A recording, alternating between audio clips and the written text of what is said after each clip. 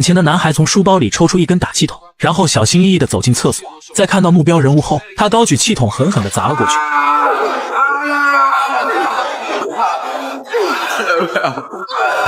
看到黄毛还有挣扎的力气，他扔掉打气筒，从兜里拿出一把小刀，警告对方如果再来找麻烦，他不介意下更黑的手。在绝对的压制下，黄毛痛哭流涕，根本生不起任何反抗的念头。旁边的男孩也终于回过了神，他捡起打气筒，连忙带着蒂安离开厕所。但如此恶劣的行为当然也引起了学校的注意，他们依法报了警。然而面对警员的询问时，两个男孩的回答出奇的一致。Jeg så nogen kniv.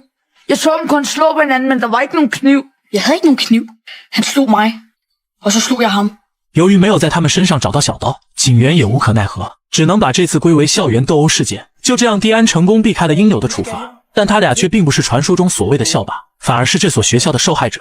在蒂安没转到这所学校前，伊莱每天都要遭到黄毛的霸凌，因此班上的同学都对他避之若美。直到这天，蒂安转到了班上，他的命运才彻底发生了改变。放学时，伊莱发现自行车又一次被人放了气，甚至就连轮胎上的气门芯也被拿走。无奈的他刚想徒步回家，身后的蒂安却让他拿别人的气门芯应急。Hvorfor tager du ikke bare fra de andre cykler? Så skal han jo bare trække igen. Så er det hans tur i dag.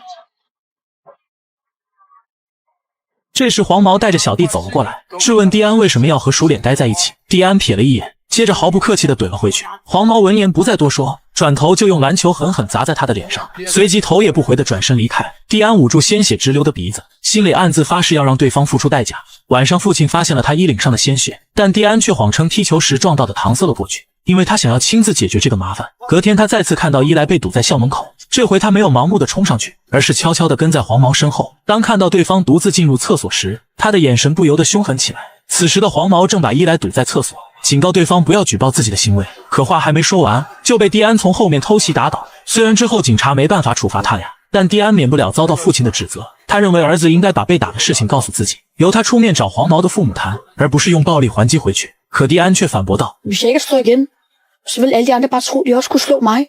最后在学校的调解下，三人达成了和解。黄毛也如预料那般不敢再来惹他们，甚至还想加入他们的圈子，但蒂安毫不犹豫地拒绝了。随后两人来到走廊，趁着四下无人之际，把藏好的小刀拿了出来。蒂安把刀送给了伊莱，两人也就此结下了深厚的友谊。这天，伊莱的父亲带他们出去游玩，可就转头买个冰淇淋的功夫，他却看到小儿子殷秋千和别人争执起来。安东快步地跑上前拉开两人，劝解他们这样做是不对的。这时男孩的父亲也冲了过来，但他的做法却让在场所有人都无法接受，这是孩子们无法理解的画面。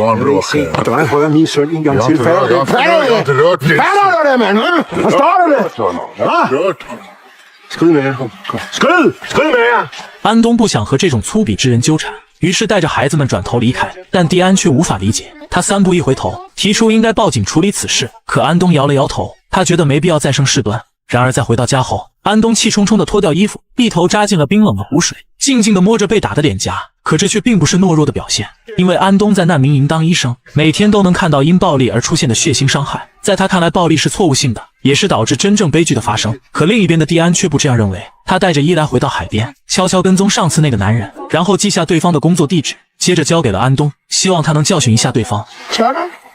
handlar inte om det, du vet du. Man går inte runt och slår folk. Det är inget som blir bättre av det. Vad tror du att du får för värde om du håller på så? Det är han som är en idiot. Ska jag slå honom så är jag lika stor idiot. Eller så hamnar jag i fängelse och då har du ingen pappa. Och så är det han som vinner i alla fall, förstår du? 可伊莱根本不懂这些道理，最终在他的坚持下，安东还是带着孩子们来到了男人的工作地点。但他并不是来打架的，而是想给孩子们证明一些事情。他站在男人对面，说出了自己的想法。Du är en jävla idiot som får någon märklig form av tillfredsställelse genom att tro att du har makt över folk. Det har du inte. Lars! 安东连忙转头安慰孩子，表示这没什么，而且更加表明这人除了会动手打人，其他一无是处。这番话仿佛戳中了男人的内心，他收起笑脸，狠狠给了安东一巴掌，并对他们下了驱逐令。安东则仍面无表情，转头轻描淡写地安慰儿子，随即离开了店里。他就是要证明给孩子们看，打人是那人唯一会做的事。我们不仅要选对朋友，更要选对敌人。像这种失败者，就没必要在他身上浪费时间。但蒂安却不赞同。Jeg tror ikke selv, han føler, han tabte. Nej, men det gjorde han. 一股无名之火始終在他心中燃燒，在他看來，就得讓那個男人付出代價。這天他和伊萊在家裡發現了幾支煙花，殘留的黑火藥讓他心生一計。Man kunne lave en gigabombe. Kan man det? Ja, jeg kan vise det på nettet. 說罷，蒂安便行動起來。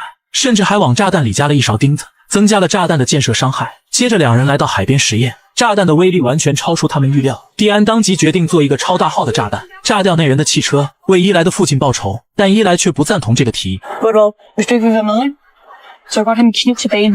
晚上，伊莱拿着小刀踌躇不定，他打开电脑想和蒂安好好聊聊，可惜对方并不在线，于是他只能转头回到房间。而这鬼鬼祟祟的行为却引起了母亲的注意，他推开伊莱，在书架上一顿翻找，不出意料的找到了那把小刀，显然这就是他们上次行凶的武器。随后姨妈来到了蒂安家里，把小刀交给了他的父亲。面对父亲的指责，蒂安却大声嘶吼起来。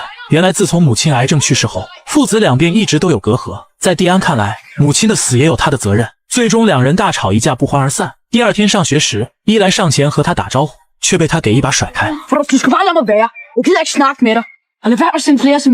伊莱对此无比自责，于是主动提出一起炸掉那人的车。两人决定在周末的早晨开始行动。那时候人们基本都在睡觉，不会造成任何误伤，但计划永远赶不上变化。这天他们按计划点燃引线，接下来只需要静待1分钟即可。而偏偏这时一对晨跑的母女却往这边奔来。伊莱见状大惊失色，连忙冲了上去。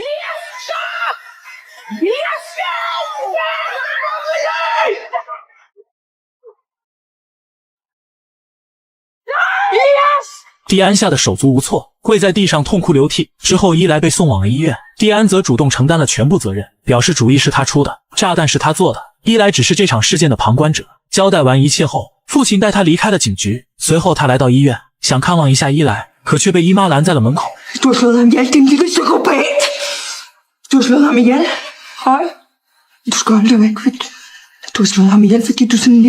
蒂安吓坏了，但却不是被暴力所吓，而是真的以为伊莱被他害死了。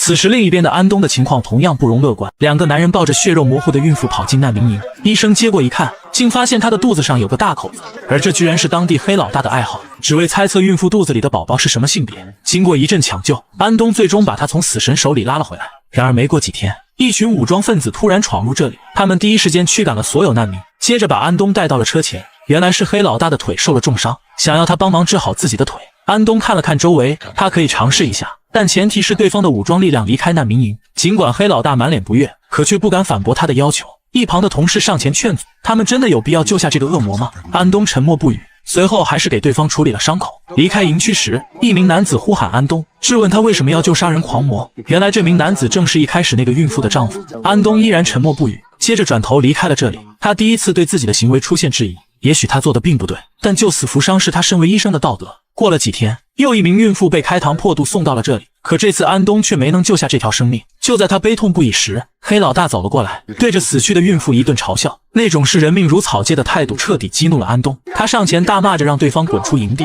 见黑老大跌倒在地，他又扯着手臂一路拖行到空地。周围被黑老大残害过的人纷纷围了上来，趁着附近没有武装力量，他们一拥而上打死了他。